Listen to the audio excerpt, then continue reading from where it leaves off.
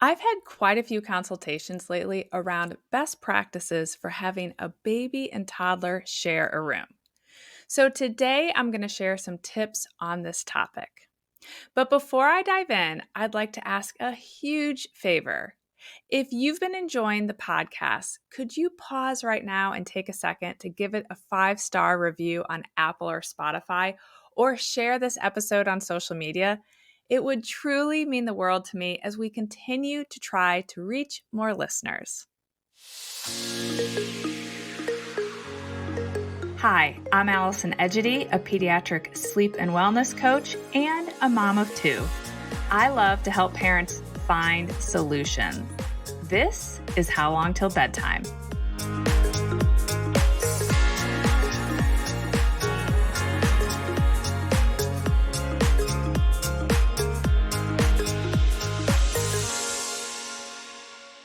I want to start out by keeping it real. Room sharing can be tricky for some kids because even if you have two kids who have great independent sleep habits, they may have different natural wake times. And babies can't be told to stay quiet when they wake up in the morning. And toddlers, well, they're impulsive. So they are likely going to struggle to resist that urge to wake their baby brother or sister up, even if the baby is still sleeping in the morning. My girls are a perfect example. For years, Addison's natural wake time was about 40 minutes earlier than Ainsley's. I was always so grateful that I didn't need them to share a room because every time we went on vacation, Addison would inevitably wake Ainsley up earlier than when Ainsley would naturally wake up. Now, today, I'm going to share some workarounds for situations like this, but I want to acknowledge that it's going to be challenging for some pairs to share a room. And if you have a pair who have very different natural wake times and you don't actually need them to share a room, skipping room sharing may be the best route. But I know that many families do need their kids to share a room, so let's dive in. First and foremost, I recommend that you have both children sleeping well before you bring them in the same room. Sometimes parents start having children share a room with the hopes that it's going to improve the toddler sleep situation. They think, okay, let's put the baby in there and maybe they won't feel so alone and they'll have this companion. I do not recommend this strategy. The chance of the toddler triggering a sleep regression for your baby is going to be high, and then you're going to have two children who are struggling with sleep. So, if the baby is currently room sharing with you, the parents, I recommend keeping them in your room until they are down to one waking if they still need a night feeding, or until they're sleeping through the night without a feeding. That's the most ideal. And please know that you can sleep train while room sharing. There are things you can do to ensure your baby is sleeping soundly before you move them in with your toddler. You also want your toddler to have really solid sleep habits. You want them to be going to bed well, and you want them to be sleeping through the night, and you want them to be waking at a reasonable hour. And assuming they're 2 years old or older, you want them to be using and following the rule of a toddler sleep light or clock. If your toddler isn't currently using a toddler clock or light system, or you've tried one and they aren't following the rule of the clock or the light, check out episode 46, where I talk about the key to success with a toddler clock. Once you have both your baby and your toddler sleeping well, you are ready to move them into the same room. If you have a toddler who is a natural rule follower and your children have a similar bedtime and wake time, you can certainly try to put them down to bed at the same time and to have them wake up at the same time. But very often, children aren't going to have the same wake time, or they aren't going to have the same sleep need during the night. So you're going to have one child that needs more sleep at night than the other. And Either way, that's going to result in a staggered bedtime being best. Or let's say you have an impulsive toddler, which, of course, by the way, is totally natural and normal.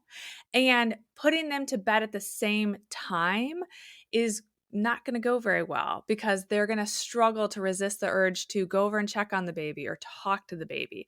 So, there, even if we have kids with similar sleep needs, a staggered bedtime is likely going to be best. Now, I don't pick bedtimes based on age. I pick bedtimes based on getting everyone the ideal amount of sleep, the amount of sleep that they need. And sometimes you'll have an older child that needs more sleep than a younger child. So I really caution everyone to not get stuck in the, well, because you're older, you're going to go to bed later. Try not to walk down that path ever if you can help it. But we really want to pick these bedtimes and how we're going to stagger the sleep based on the child's sleep needs and that natural wake time. So let me give you an example. As I mentioned earlier, when we would travel or when we do travel, the girls are often sharing a room. And when the girls were younger, I would put Ainsley down 30 to 40 minutes earlier than her normal bedtime at home. They actually went to bed about the same time at home. But because Addison would wake 30 to 40 minutes earlier than Ainsley's natural wake time, that allowed Ainsley to get more sleep on the front end so it wasn't so disruptive if and when Addison would wake her up in the morning. She would still get the right amount of sleep. But there were also certainly times when Addison, who's my natural early riser, needed to make up for some missed sleep. And we knew that she wasn't sleeping in. She was waking up early no matter what time she went to bed. So in those examples, she needs to go to bed before Ainsley so that she can make up for her sleep or catch up or refill her sleep tank. And so there were certainly times where we had to put her down earlier because we knew she was going to wake up early either way. So the staggered bedtime is really about figuring out how to meet each child's sleep needs. And some days that's going to look different. So that's what I mean about not saying this child always goes to bed later than this one. Really start to use the language of today, little Ben needs more sleep than you do. So little Ben is going to go to bed before you. So really emphasize it's about who needs more sleep on that day. It's a great, great tool to give your kids because it really comes back to we sometimes have to adjust based on our bodies and our needs. And that's what we ultimately want kids to understand. So let me share some specific tips around a staggered bedtime. Since I like babies and toddlers to fall asleep within about 20 minutes of being put down, so 5 to 20 minutes, you want bedtimes to be staggered, typically about 20 to 30 minutes apart, based on how long it takes that first child to actually fall asleep. We ideally want that child to be asleep when you bring in the second child. Again, this is one of the reasons it's important to have each child going to bed well and sleeping well before you bring the two together in the same room. If your toddler is the one going down first, it's typically pretty easy to finish the baby's routine in your bedroom and then quietly slip the baby into the crib.